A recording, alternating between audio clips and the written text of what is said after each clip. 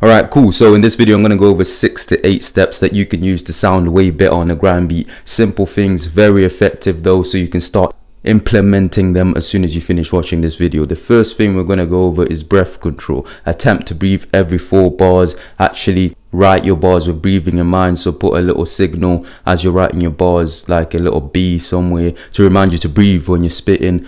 Remove a few syllables, create space for breathing. This is very important because it stops you from tripping up if you're flowing fast, which is something we do a lot on grime beats, and it helps you with your clarity.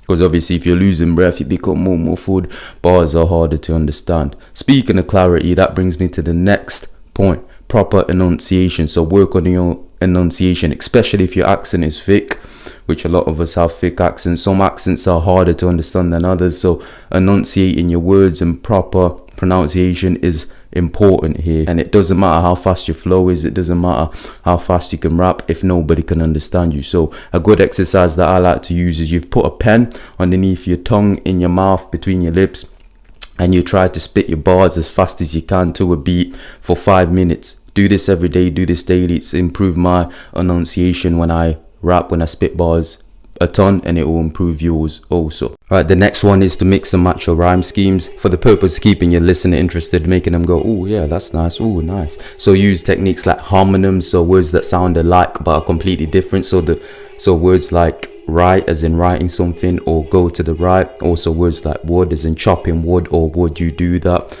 Also, other wordplay techniques work really well for this, using things like internal rhymes and multi-syllable rhymes at the end of your bar. All this will keep you interested, challenge you when you write, but also keep your listener interested. It will change around your rhyme schemes and make your bars less predictable. The fourth point would be when you're practicing your flow, because a lot of time when we're practicing our flow, you know, you're alone in your room, you're flowing, you're trying to improve it, and then you mess up halfway through. You get to the 7th bar and mess up, so we'll stop and then either carry on from there or go back to the top and start again. Stop doing that. If you flow, practicing your flow, and you make a mistake, recognize your mistake but carry on. So use things like scatting, freestyling, mumble some nonsense, whatever you need to do to keep going. This will train you to follow the beat, and it also strengthen your flow, so increase your capability to come up with different rhythms, different cadences. And a lot of the time when people are listening to your songs, what engages them, what captivates them is the flow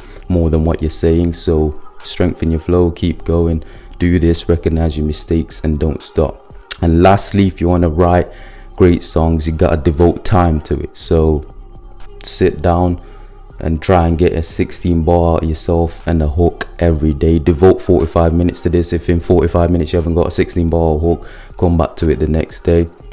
But either way, you gotta devote time to this, because a lot of us aspire to write EPs and albums that people listen to over and over again, share it to their mates. And if you want to do that, then you got to devote time to it. So I've actually got a list of prompts. I'll leave it in the description, the link to this list of prompts that help me get a verse out of myself every time, a protocol that I follow to make sure I'm writing, practicing, sharpening the sword.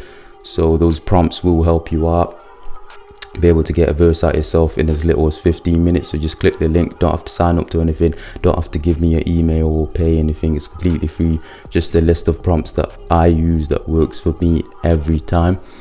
And you're gonna look at that, you're gonna sit down for 45 minutes, write a verse, and if you're not happy with the finished product, just edit it, revise it, go over what you did well, what you didn't do so well. And while you're down there in the description, why not hit that subscribe and like button? Really helps the channel a lot. And if you're already a subscriber, thank you very much. You help the channel out, it would not be here without you, so a big thank you to you. Make sure you use those prompts that I mentioned in the description. And with all that being said, I will see you in the next video.